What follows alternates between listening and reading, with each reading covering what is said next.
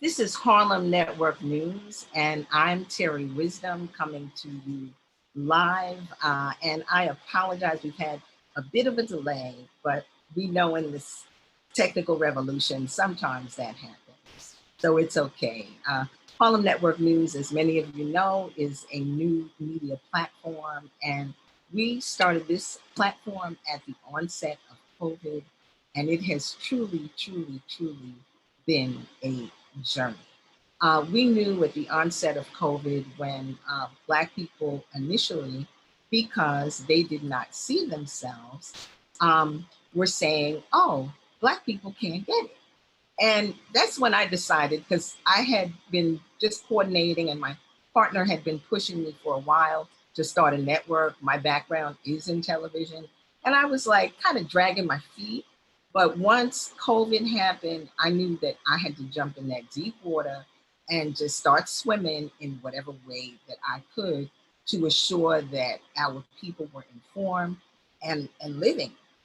Knowledge is definitely power, and we are the voice and the drumbeat of Harlem. Today, I have with me one of our Harlem stars, as we all are, and just a partner, a friend. We have done Kwanzas together, dance classes together, raised children together, and just many, many things, as we know that it takes a village. So without further ado, I do want to introduce Dionne Monsanto and just let her tell you who she is and whose she is. Thank you, Dionne. Thank you so much, Mama Terri. And thank you for acknowledging our illustrious history. And I still feel as though I have to call you Mama Terri because you've been such a powerful elder in my community and in my life. But so who I am, Dionne C. Monsanto. I'm an author, I'm a coach, I am a yogini, I'm an African dance teacher and performer. One of my favorite things to say is I'm a glorious work in progress. You know, my story is still being written, and author is something I'm really proud to add to my list of things that I am and the way I show up in the world, because I have a book that is being released on Tuesday. Tuesday, March 8th is International Women's Day, and it would also have been the 26th birthday for one of my children, Siwe, who passed just over 10 years ago. So writing this book has been a really challenging journey for me, but a labor of love. So I honestly feel as though I'm giving birth again to another child, and the birth is now this book. And it's a telling of my story, of our story, of mother's stories, and the ups and downs through anecdotes and quotes of different notables in our community.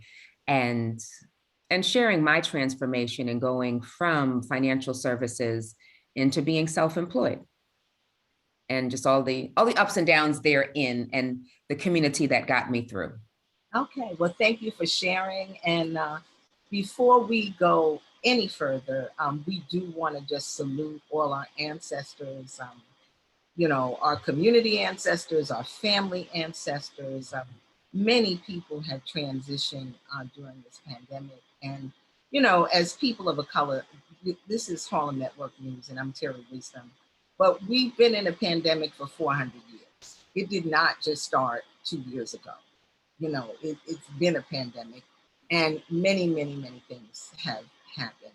I want to salute Batia Graves Smith, you know, who is a family friend, connector, entrepreneur, poppin' patties. She is from Sag Harbor, the Shinnecock Reservation, and she lost an over 10-year battle to breast cancer, and we celebrated her life this week. And we are surrounding her husband and her children with love. Cliff Frazier, great film mogul, we just put him to rest just about a week ago. So it continues. My own son, I lost to gun violence on November 5th. Our wisdom, we have to lift up their names. And this, and it's not a club, but mothers, parents, fathers losing their children, it's another kind of thing. It's another kind of connection, because somebody once said to me that I don't have money, but my children are my wealth. And I think that's really the case. And a lot of the people that I know, that I connect with, that I have connected with, I've met them through my children and through children's activities. And it's very befitting. We had a wonderful dance class at the Hansborough Center, affectionately known as, you know, Bathhouse. old school as a bathhouse. But Mhm. it was the first time that we actually had our African dance class, and very befitting that I saw Dionne there and many others. I used to tell people, you know, just being a working mother and in the film business and an entrepreneur, hey, dance class is my social life. So I'm so glad that I saw you there, and that you told me about this book, and also the fact that you're proactive because you called me, you know, right away. And I, yes, said yes. And it's also very befitting because this is Women's History Month.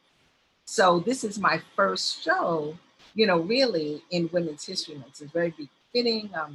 You know, we're looking at the Supreme Court woman coming in. So a lot is happening. So it's, you know, there are no accidents. So continue, Dionne, just what the journey has been. I know you said a little bit and you Okay. kind of glossed over it, but I always like our audience to know about people because I think it Mm. helps, you know, especially our youth or our elders or wherever we are, because we're always having to reinvent Oh, yes, ourselves, recreate. absolutely. So just, you know, what is No, your no.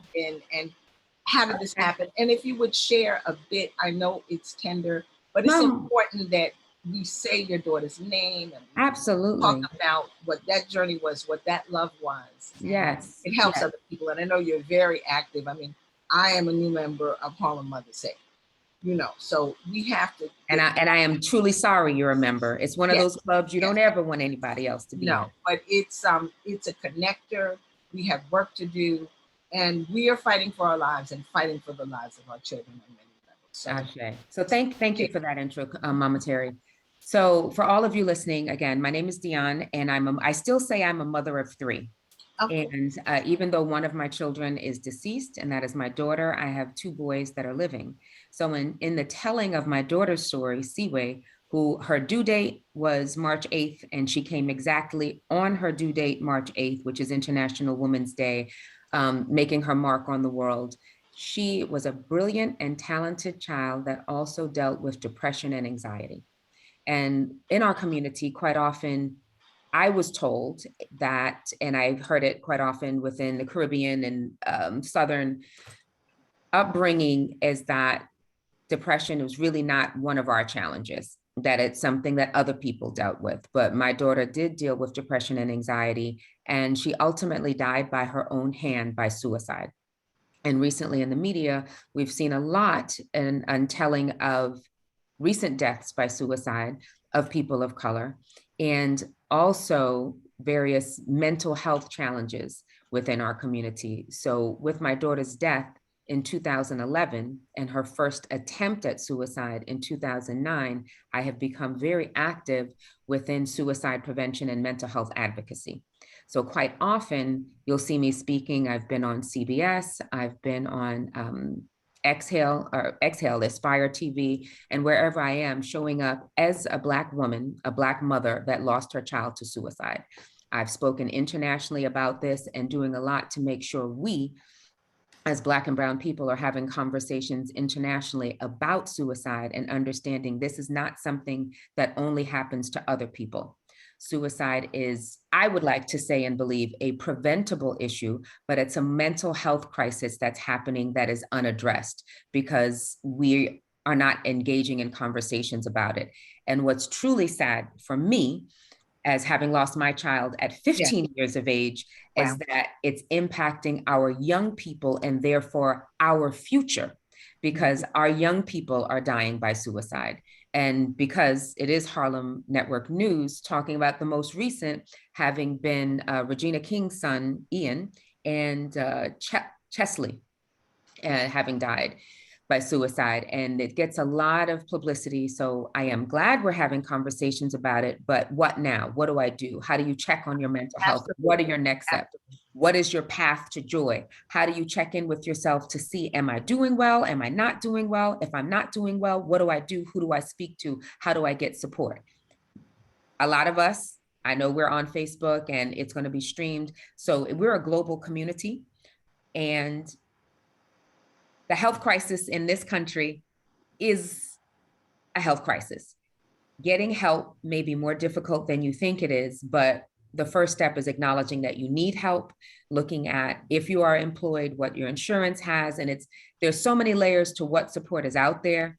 And again, Mama Terri and I being a part of different collectives, your sister circle, your brother circle, your dance circle, your sports circle, whatever that collective is that you have that lifts you. When I was going to dance classes regularly, 2 or 3 times a week, my mother said, "You going to church?" And I would look at her and say, "What do you mean am I going to church?" She called my African dance class church. Right. That was my church. The drums were healing, but always reminding people, whatever you do, if you broke a leg, you're going to go get medical assistance. If something is not working well in your thought process and you're having thoughts of harming yourself or harming other people, you need mental health support. The brain is a part of our body, and we have to think of our mental wellness in the same way we think of our physical wellness. And that is so much that I've learned because of losing my daughter to suicide. But so thank you for giving me the space to share about that. Yeah, very, very important, very critical. And I think it also shows that things happen to real people. Things happen to people that you know. You know, this is Harlem Network News, and I'm Terri Wisdom. And as I sit in this seat, which I've been sitting in for 2 years, I could not have predicted that on November 5th, my son would lose his life assassination style. And on the Shinnecock Reservation, you know, where family resides, and, you know, close to Sag Harbor where other families reside. I couldn't have predicted that, though it's a war I've been fighting for a long time. But it just shows that you can be touched with all that Dionne has done, and the activism that she is, and the great parent and loving mother.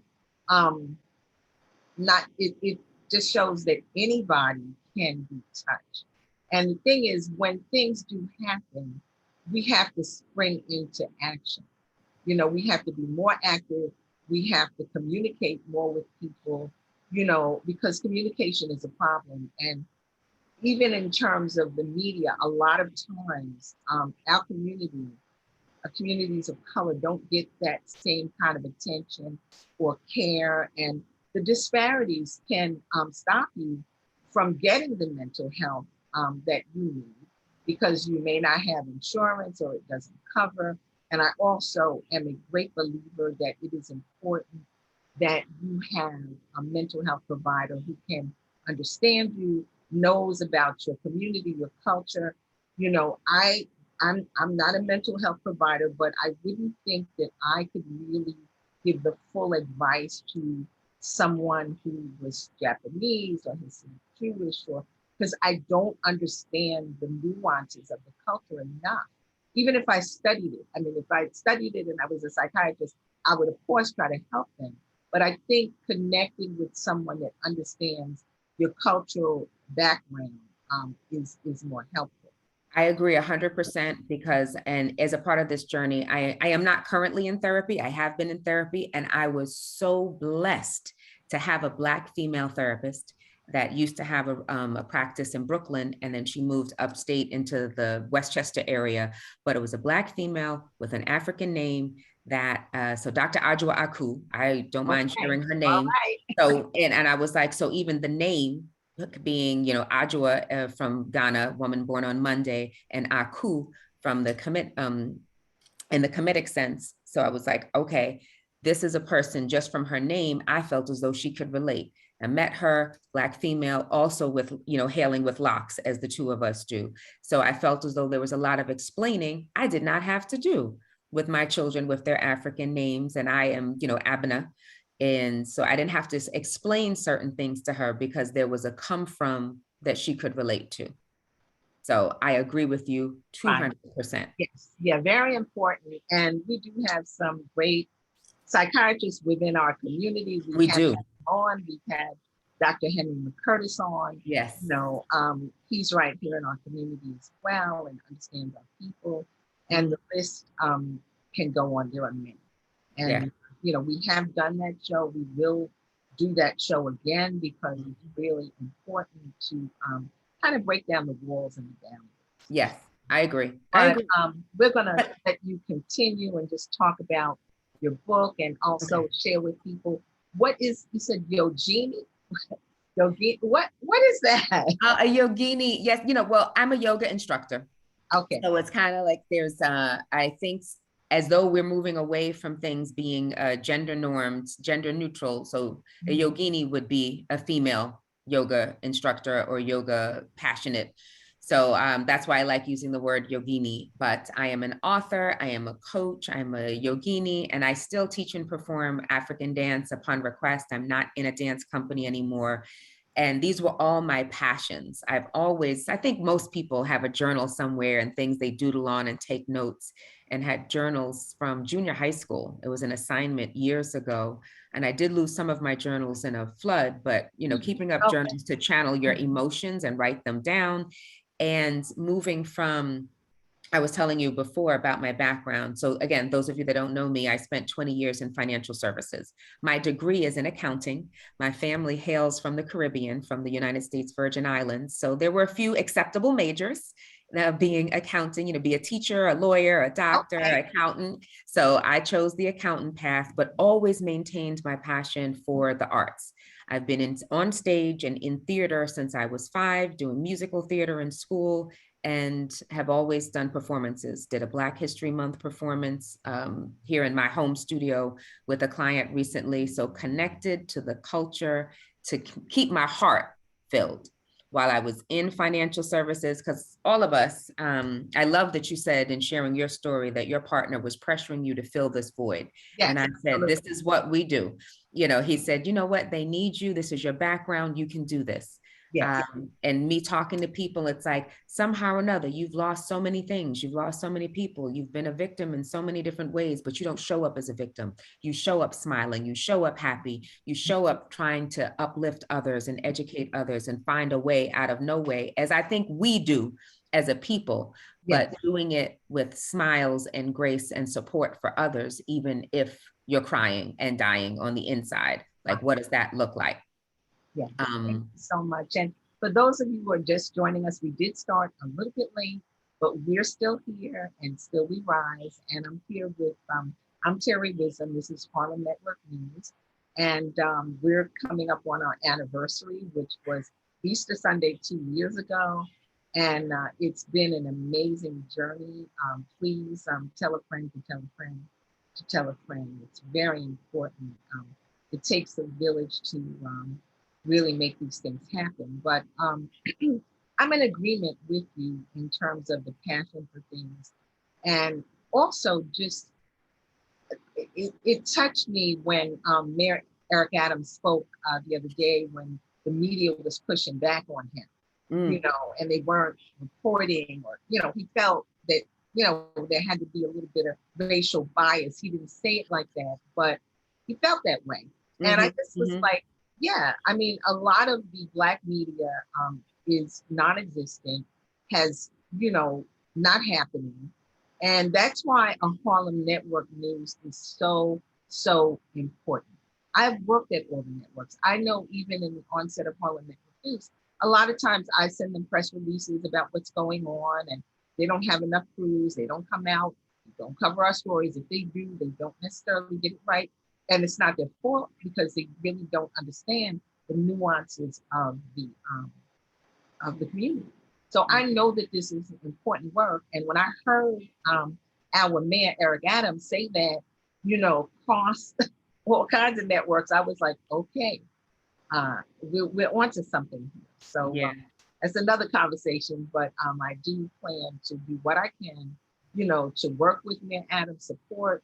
We have many of our public officials on all the time because it gives an opportunity other than a 2-minute soundbite to really speak. So this is your day. This is your show.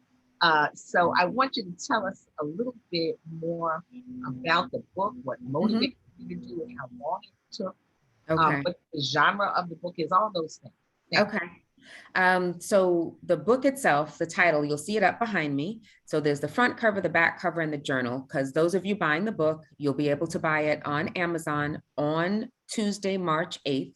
That is my daughter's birthday, and it is also International Women's Day. So the importance of it being launched on March 8th to honor my daughter and give a gift to the community is that the 10th anniversary of her passing was last year. So I wanted to do something really big to honor that. And I wrote the book last year.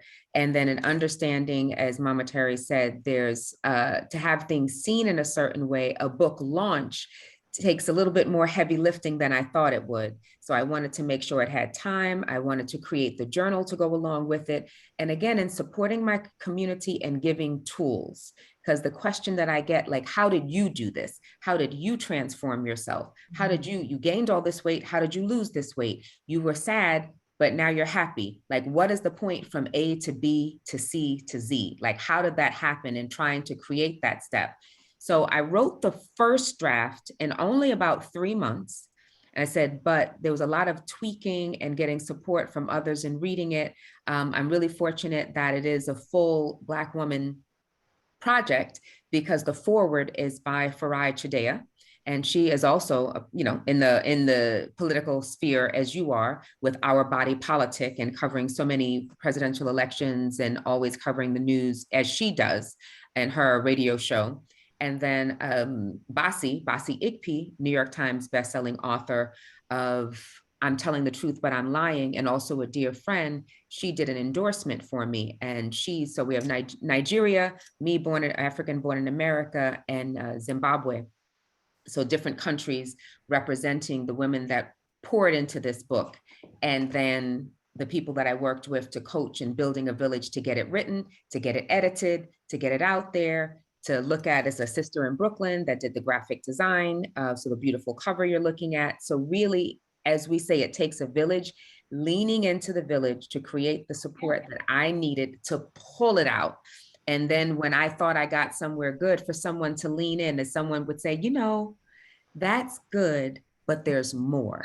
I need you to dig a little deeper and pull out your story. And when you read it, and even when you look on Amazon, you can peek into the book, that opening story of me sitting in my daughter's bedroom here, because I was living in this house and feeling that I had failed, feeling that I had honestly gotten to a point that it was the 10th anniversary and I do something each year and I didn't know what I was going to do, and really feeling as though I had failed her again by not having a way to honor her and show a tribute for her.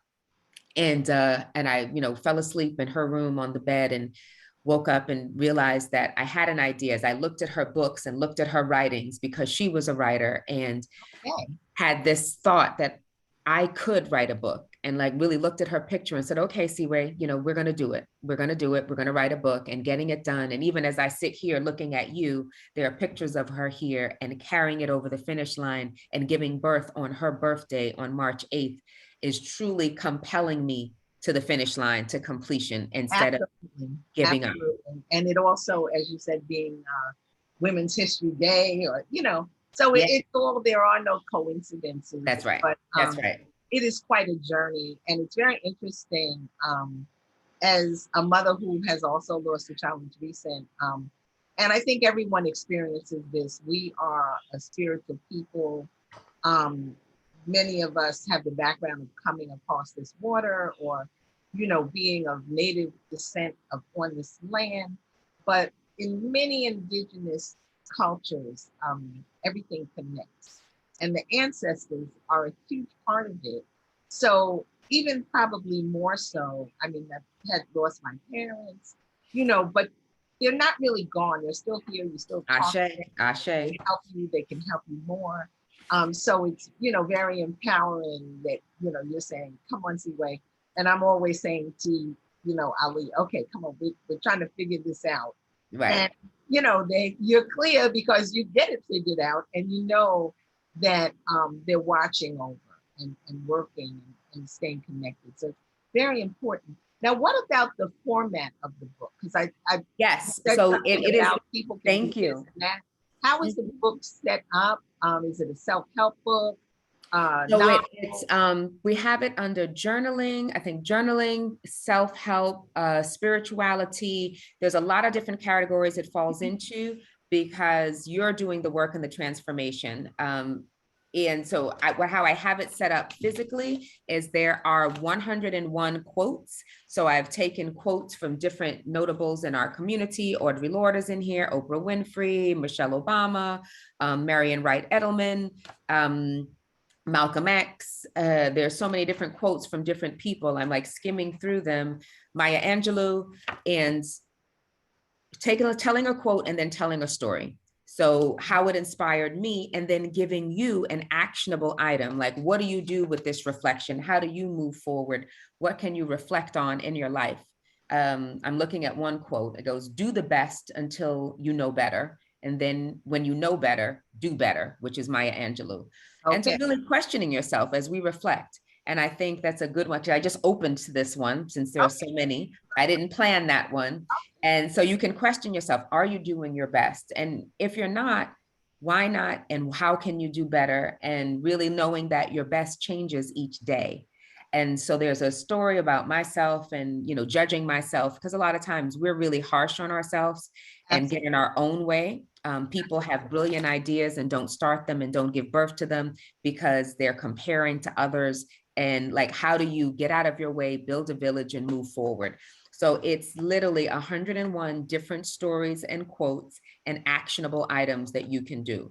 What do you do after you read this, and write in your journal and reflect? What is the action you can take? What are the goals you can set? What are the village that you're building?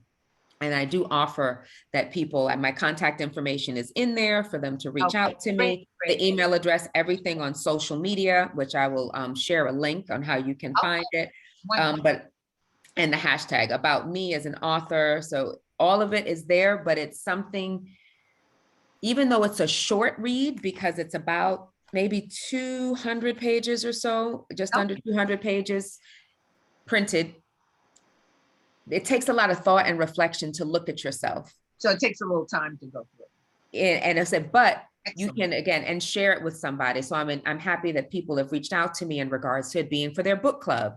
And if we could do something and have me speak at their book club, and what can you do? And how we can do that, and collectively as a community. One of the yoga studios I'm at, they said, you know what, maybe we can, the studio's still open, we can do a book signing at the yoga studio. Because I'd reached out to various bookstores and they weren't doing as many in-person things yet. Yeah. But it just, all of the healing that has been in our community, it was a driving force for me to look at how I can pull that healing that I've been given, you know, and pay it forward. So many elders have poured into me, and how I can pour into others. My first cleanse that I did was with Queen Afua, with Heal Thyself. And you'd mentioned that was my first 21-day cleanse. I'm a sacred woman with Queen Afua as well. So yeah, I think in our community, and this is Harlem Network News, and I'm Terri Wisdom, and we have a very, very special show today. And everything comes together because it's Women's History Month. And, you know, I'm here with our great guest whose book is going to launch on her daughter whose deceased birthday, as well as Women's History Day. You know, so it's all connected. And of course, we're here in the great village of Harlem. And it is such a journey, a life journey that we go through. And it's important for youth, or whatever stage you're at, to really talk to other people. You don't have to reinvent the wheel. And, you know, it's, I think as a mother who lost my child just so recently, it's almost like, as a person of color, as a woman of color, as a Black woman, you know, you really don't get the opportunity to grieve because you've got to keep working. You've got to keep the rest of the family going. You've got to keep yourself going. You know, you're angry, you know, in a sense that, you know, I lost my son to gunshot. You know, so you're questioning, you're trying to figure it out, but you're not stopping because you can, you know. And I think that is something about our culture, in coming across that water, or having to be in those cotton fields, or, you know, wherever we were, sugarcane, you know, wherever we were, you know, we had to keep going and we had to stand strong. But we also, I think it's great that you have this book because we have to acknowledge our feelings and what's really happening. And, you know, even in terms of losing a child, which I know that that was some of the motivation for you to make great changes in your life. Mm-hmm. And or as, you know, it said, make, you know, lemonade out of lemons. It's Yes. that. You Yeah. know, it's absolutely that. And it's, Yeah. you know, whatever has happened, just trying to, you know, there was a quote, and I won't go through the whole quote. It's your New York Times quote, where it says there's something to the impact that we shouldn't look at the wrong things that happen and try to see, okay, how are we going to learn the lessons from that? And then I think there's a dichotomy where you're saying you want to list all the good things that happen to you and try to build from there. So if you'd share a little bit about that dichotomy. I don't know if I'm getting the quote clear, but No, you have a good one. And yeah. I'm actually looking it up now because one of the quotes that I know I have in here is a Desmond Tutu quote. It goes, there comes a point where we need to stop just pulling people out of the river. We need to go upstream and find out why they're falling in. And I think that speaks to what you're talking about, to go deeper into what is happening in our life. And some of it is systemic racism and the challenges that we're living in or working in, the partners that we've chosen, the unearthing, when you think of Dr. Joy DeGruy and the post-traumatic slave syndrome and all these things, it's not just post-traumatic stress. Looking at all of this education and what got us to this point and how can we heal ourselves? How can we collectively heal ourselves? Because if we don't have a conversation about our grief, about our loss, about our sadness, and although you, Mama Terri, and I have lost children, all of us have lost something. Oh, yes, absolutely.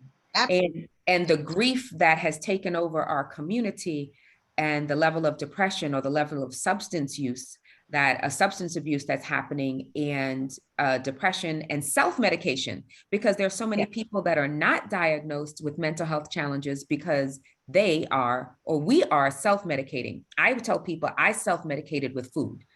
Okay. I ate my way into weighing, 80 pounds more. I'm 5 feet tall and I was over 200 pounds and I was still in a dance company and I was still moving, but I didn't feel good. My joints were having problems. I was starting to have health issues, but that's how I was self-medicating. I leaned into food for my grief. It happens in many ways. And once again, for those of you who are just joining us, this is Harlem Network News. And we're on live right now on Facebook. We started at about 4:10. But if you've missed any of this, or you want it easier to go and just listen, at 7:30, we will rebroadcast on our YouTube channel because we know everybody doesn't have Facebook. And soon we're going to be on Manhattan Neighborhood Network because we really want to expand, so that more people can see, hear, and participate. But I think that what I was referring to, and I think it's the back cover of your book, Bassi. Oh yeah, Bassi said. Yes. Bassi Ikpi, she shared, what was it? I'm looking at it. She says we often, so Bassi Ikpi, if you don't know her, Nigerian, New York Times bestselling author and a mental health advocate. She goes, we often look at our lives as a collection of adversities that we've overcome. We mark our personal stories with struggles to prove that the lessons were both learned and earned, but not Dionne C. Monsanto. Despite having had more than her fair share of adversity, Dionne has constructed a path that is outlined with the joys of her journey. This book is not about reclaiming the pitfalls of life, it's about reclaiming the possibilities. I cannot think of a better conductor on this road to rediscovery than Dionne. So in her having said that and really appreciating her assessment, is it's looking at what can you do? Because there's so many things we know what we can't do. It's always, again, that old adage, is the glass half empty or is it half full? So I'm going to count my blessings, count my gratitude, and how can I build that? I only have let's say, take 2 nickels and rub them together. If I'm gonna take these 2 nickels and rub them together and see what I can do, and even the old adage of making stone soup, what do I have? And how can I use what I have to get where I'd like to go? I have a village, the village of Harlem, to support me. I have sisters and brothers that are willing to lean into. I have allies. There are some allies you can lean into as well that will support you on your journey, whether it's, where am I going to do? Can you watch my child? And then I go to the gym, and I watch your child and you go to the gym, or we all go to dance class together. Can we have meals together? Can I tutor your child in math and you tutor my child in science? It's really building from what you have and opening your mouth, because a closed mouth does not get fed. So we can work together, and looking at that path, creating for my clients their customized paths for journey. So this book is going to give you, Mama Terri, and anyone that purchases it. And for those of you that have just joined, when you go purchase this book on Amazon on March 8th, only for that one day, on Tuesday, March 8th, you can get the ebook version for 99 cents. Okay. It's a gift to our community, to the world, from me through my daughter in her absence, to make sure we have the tools we need to heal ourselves, to look at our stories and how empowering it would be to share your stories, to what you've been through. Instead of being embarrassed by what you've been through, whether it's a victim of sexual violence or domestic violence, I've experienced both, whatever it is, to share your story to uplift others. When my daughter passed, you might remember this, Mama Terri, because she was dealing with depression and anxiety disorder. I had people come in and speak about that at her homegoing, at her funeral. I was there. Yes. And I wanted it to be the possibility for the community to be educated. As Mama Terri said, she's not a clinician, a licensed mental health clinician, nor am I. So I brought in Basi, Black female with a diagnosis, and another friend, Peter Gay, a licensed clinical social worker, Black female, also hailing of Caribbean descent, to speak to our community so they understand, and looking at us, because as you have this show, Harlem Network News, representation matters, to hear from our community living with a challenge, dealing with depression. And even an elder in the community got up and spoke about him having his down days or sad days, and what he uses and how the drum helps him get over. So all of us have our coping, but really codifying and writing down, what are the skills that get you through and over? What are the things that you know you need to do? How do you know when it's a bad day? If you have a scale of 1 to 10 and you're functioning at a 2 or 3, who's going to help you lift up from a 4 or 5? We need you. We don't want to lose anybody else in our community from substance abuse or by suicide. So how can we give you the tools to lift yourself up? So 99 cents on that day. And I'll be speaking again. You did ask me to speak about that too. I'll be speaking on Tuesday that morning. It'll be another sort of Facebook Live that people can listen to with the Wake Up Everybody community. Again, another Black woman filling the void. Okay. So Shawnee Benton Gibson. Share that link. And we're all getting a little better at this whole thing. Yes. Share the link, and we definitely will share that on Harlem Network News as it's the follow-up, Yeah. Well, because when I think of what you said about the birth of Harlem Network News, this community that I'll speak on with Tuesday, virtual community as well, Wake Up Everybody virtual community. Shawnee Benton Gibson, a coach, also lost a child. She lost a child to maternal, the Black maternal morbidity rate in the United States, which is horrific.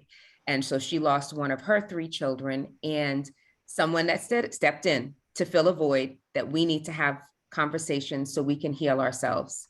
And I will read again from the book. I read you a short bit there, but doing that on launch day. But we'll share, of course, the link.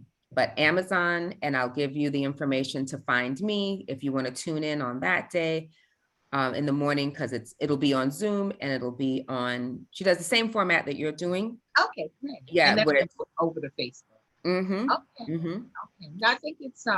I think it's very important, and as my daughter said, we're right now in what is a technical revolution. We had the Industrial Revolution, but this is truly a technical revolution. And there are some bad things about not being in person, but there's some good things, you know, just that if you can't physically get to the meeting, you can still be a part, you can still possibly talk. You know, if you're an elder or if you're someone with disabilities that can't, you know, get there physically, but you can still be there.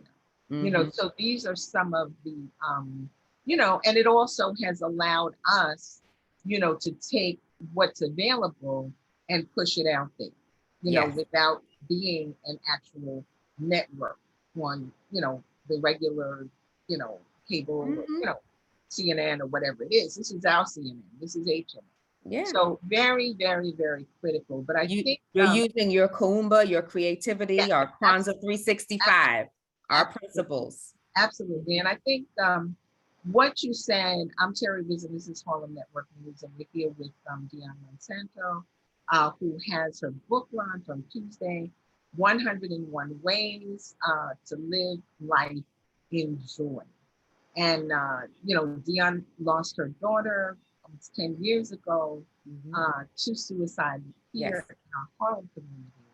And this is another birth that she's having. It's a tribute, a way of making sure that she keeps her daughter's name and legacy alive, but also that you're okay. And you have 2 other children, making sure they're okay.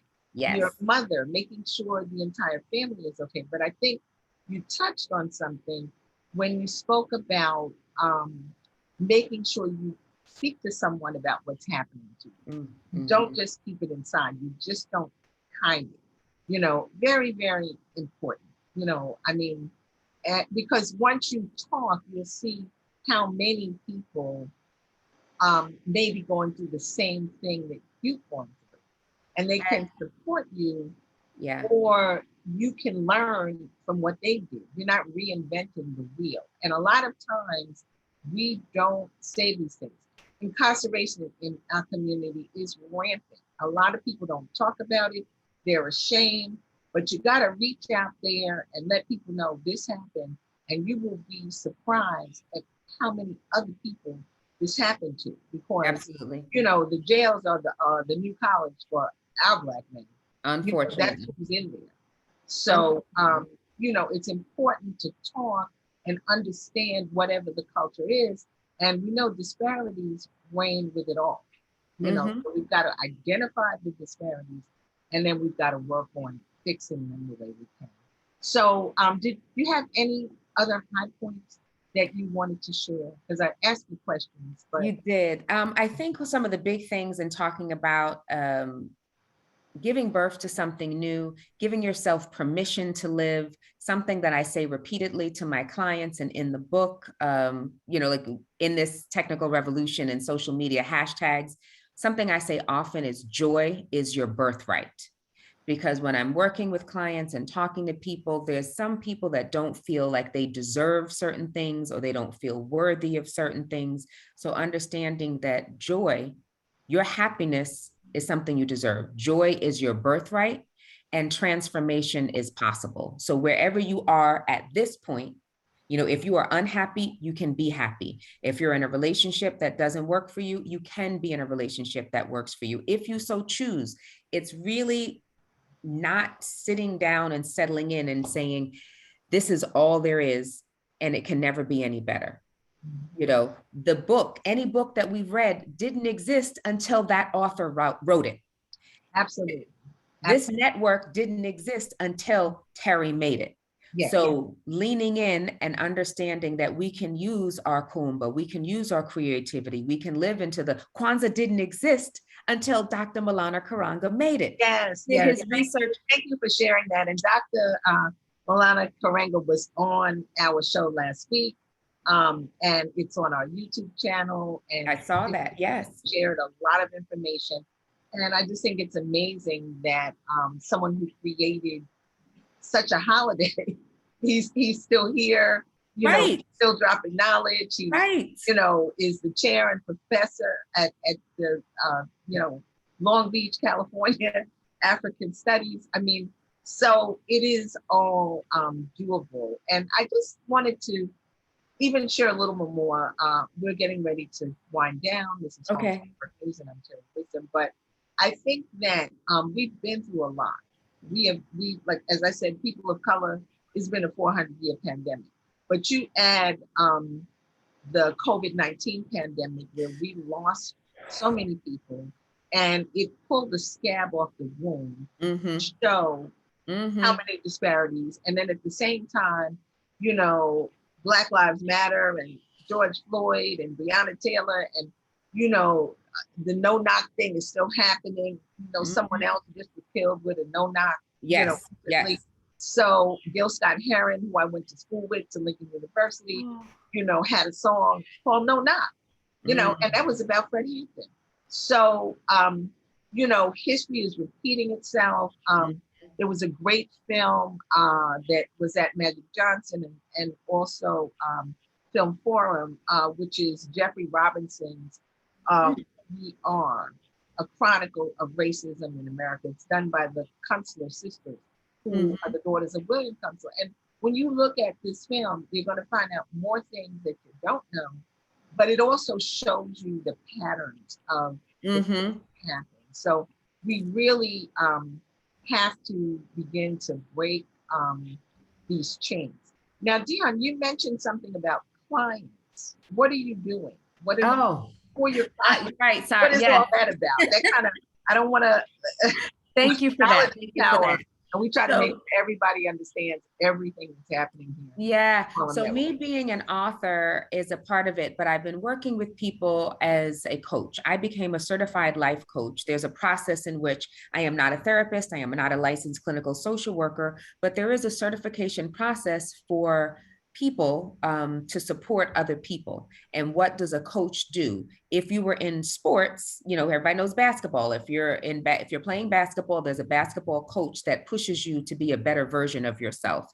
So individuals can hire me or other coaches to help you create better versions of yourself. So I am a coach and I do have a coach.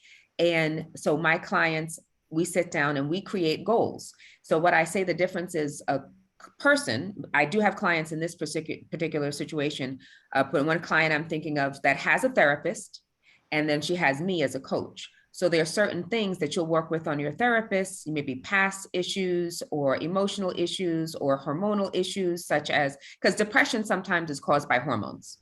And there are some people that are on medication to regulate their hormones to manage their moods a little better. So medication therapy is something that's a part. Some people don't go to see a therapist because they think that's the only sort of therapy, but you can have talk therapy. There can be medication. Dance was my therapy. So there's lots of forms, art therapy. So as a coach, you'll take someone that is seemingly, you're healthy, you just want to do better and you can't get yourself. You've been looking at a goal of writing a book for 3 years. You need to hire somebody to make you accountable to do what you say you're going to do. So that is who I am for my clients, and holding your goals in such a way how we hold space for each other, sacred space. Hiring a coach can help bring someone to hold sacred space with you when life is happening so rapidly. When you're sick, your father's sick, your partner's sick, somebody needs surgery, somebody's died, you're grieving, you have a deadline at work, and there's so much going on, you can't possibly think about your personal goal or your personal health. I love coaching and supporting people that want to get to their next level, you know, that are feeling stuck in their lives. You can right size your body and right size your life. Because I would say previously, my life was not the right size. I was not in the right. I love that. I was not happy. So I can't say what the right size is for you or your life, but I can support you in creating that and delving deep into your soul and your heart to excavate what that is and create that for you. Right size your body and right size your life so you can live happy. I want to help you build the body to support the life that you need, because we need our health. We can't have so much high blood pressure and, you know, hypertension and diabetes. So even our health. And I love that Eric talks about that, as you talked about Mayor Adams.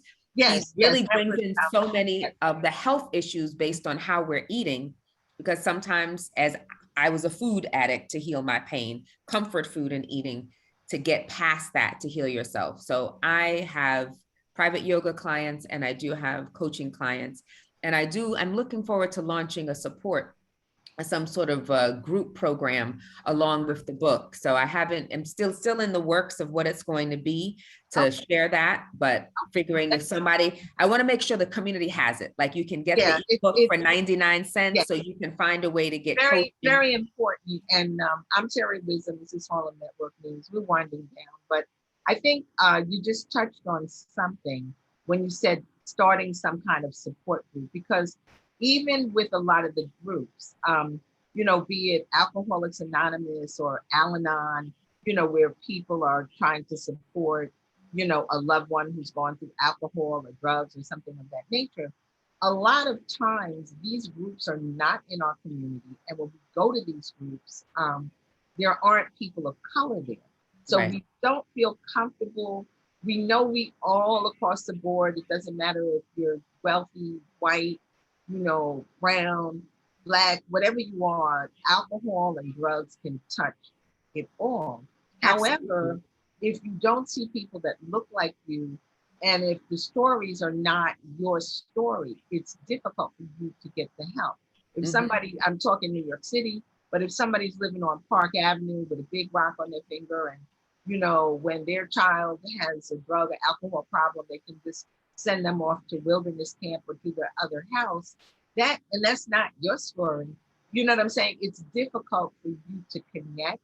Not that the connection is not there, because it goes across, just like with domestic violence. Yes. Even with suicide, it goes across the gamut. I think more people of color are dying of gunshot. I don't know the stats, but it goes across the gamut. So I think that you saying the support is very, very critical and important. So because some of the support, as we talked about with getting a therapist, some sort of licensed clinical social worker, if you don't have health insurance, how do you do that?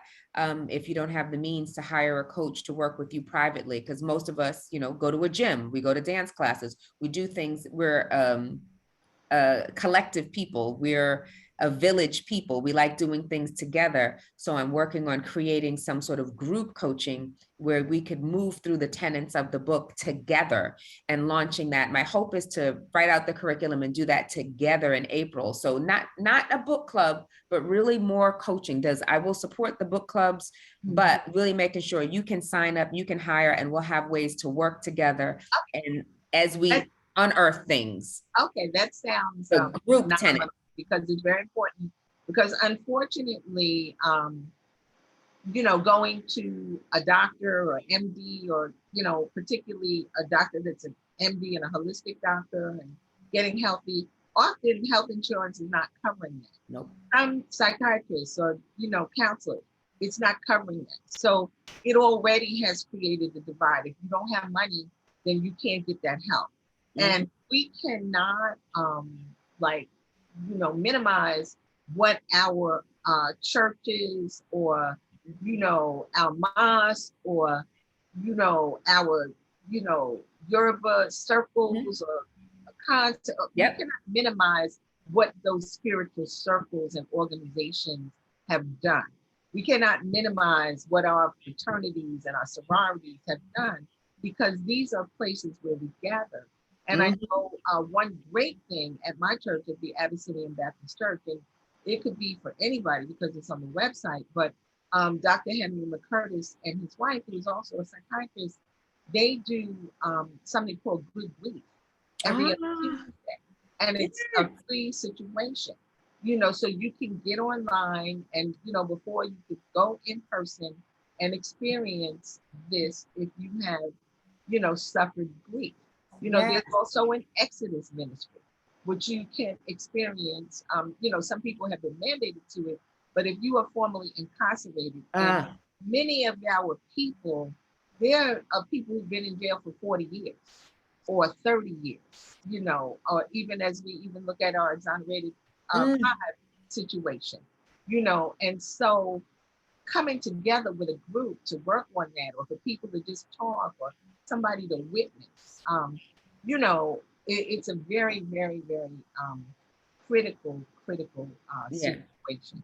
Yeah, So I'm glad you mentioned the Akan, because I was with my yes, Akan family this morning. I worship with Onipa Abusia, hailing in Queens, Denny Zulu Cultural Arts Center. And so all of that, the support, and definitely like I'm here with you, I'm happy, but I definitely spent a lot of time this morning crying, and I'm reminding myself I am in labor. I'm giving birth not to a human, but to something else, and it is emotional. So I'm good at this moment with you holding space, but there are moments when I'm not, and acknowledging that that's okay. yeah, It's okay to not be okay. And after loss, it's also okay to be okay. Joy is still your birthright. So I wrote down about good grief at Abyssinian because I didn't know that was yes, happening, yes, but yeah. I'm That's why familiar it's with it. important with the Harlem Network News, because we don't all know everything, but we do have to identify what is going on, with our people in our community. What are the needs, and how do we get to it? And I mean, that just has to do with even, I mean, now there's a city MD, but I mean, a lot of our community is using, the emergency The room emergency as room. their Yep. private doctor, because Absolutely. they didn't have a private doctor, or they're in the catch-all in the middle where they don't have medical insurance or a job that provides it, but they don't have like Medicaid or Medicare. So they got to just go to the emergency room. So we're here to identify all of those things that can happen. And we thank you. We support you. We are proud of you. And we're looking forward to this book coming out, and the healing of the book, and Yes. the healing of yourself and your family. It's a great feat. And yes, we can. Yes. Yes. So on that note, I also want to say that these are extraordinary times. This is Harlem Network News, and we can't leave this show without, as we're coming out of COVID, and we're not coming out of it because, I mean, we're still experiencing murders of Black people. You would think that if you saw, a murder on television with knees on the neck or chokeholds, if we've seen all of that and we continue to see it, we would think it would stop, and then the internal violence, that is, us killing us, and what is the root and the cause of that. And like you said, it's post-slave trauma. You're going to talk about the homeless and, the mental ill. But meanwhile, skyscrapers are being built in Harlem that no one can afford, $4,000 for a studio. So what are we really talking about? And how do we stop this? How do we change this? Progress has to happen. I mean, I look at the National Black Theater, which is right now flat, but it's going to be rebuilt. Right. And Dr. Barbara Ann Tia's daughter is really a visionary, Sade, in saying, okay, we got to rebuild this, but we're going to have housing for the arts. We're going to do this, we're going to do that, because change is constant and change is going to come. And we as people of color need to be part of the change. And we have to make our public officials accountable. And we have to even look at what is happening in Ukraine. I mean, this is like before our eyes, like, okay, COVID's over, take your mask off. Now you can go in without your vaccine card. And now the new news is the Ukraine atrocity, where we're literally seeing people bomb families, children. So, how does that impact us psychologically? And then even the racial factor of it, because, there are like people of color that are in the Ukraine, and there are other surrounding countries that don't want to take them really because they're Black or they're brown. So the racial disparities and inequities touches everything. So we have a lot to deal with, but we've got to pray for humanity, because I mean, I know you want to wind down, but I want to speak to that specifically, yes, because I speak on mental health challenges globally, and I spend a great deal of time in Kenya.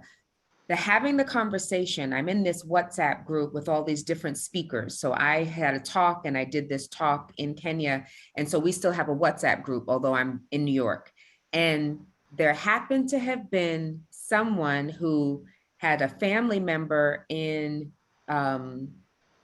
Budapest, right? So there was a Kenyan student that was fleeing Ukraine and trying to get to Budapest and couldn't, but because of this collective, because of the sister collective, this auntie was like, you know what, if you have somebody, I will offer that person temporary accommodation. So again, Black woman going, you know what, my people, I will hold space for you. So, but if we didn't have that WhatsApp group, you know, this group online to share, do you have anybody over there that's stuck? Because I see on the media that people are stuck. How can I help with your people? I will take your nephew. I don't know you, because some of these people I've never met. We've just all been the same. Of course.